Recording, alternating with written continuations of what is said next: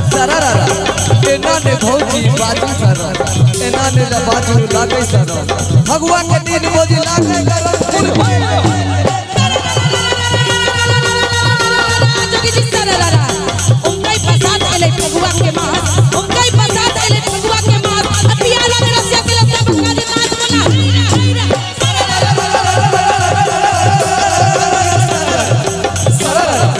खूब चुका जो दीदी बाप नचा बाबा खूब चुका जो दीदी बाप खूब चौराहे पर रोज सवेरे बिचला मधुर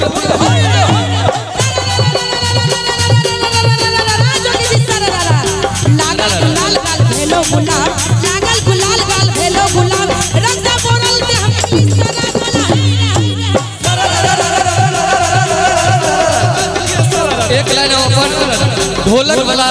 कलेल कहले चाचा कहियो अहाँ के ले जे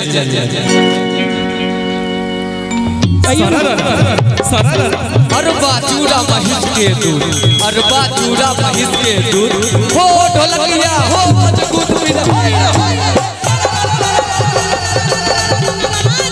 भेलो दुलारी हम भगवा के दिन भेलो दुलारी हम भगवा के दिन अतिया के प्यार लागे बरना की बना बुआ रोए भतीजा रोए रोए केजरीवाल बुआ रोए भतीजा रोए रोए केजरीवाल चौराहे पर के मरकर जोगी जी सररा साउथ अमन ससुर से कसाई साउथ अमन ससुर से कसाई नंदी दुलारी छैलमिया में जाय वाला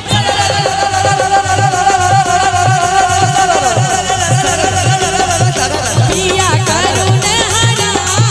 जगल में कटे मोरा रतिया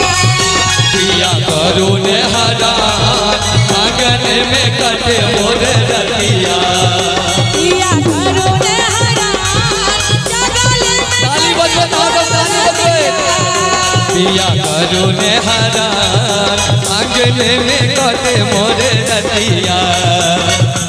एक तड़कावे मास फगुनमा एक दिन गावे मत फगुनमा एक तड़कावे मास फगुनमा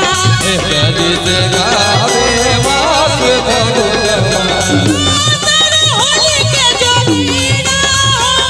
ओ दोसर होली के जोगीरा हो करुण हरा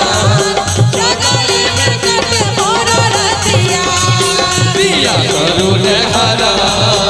आंगन में कटे मोर रतिया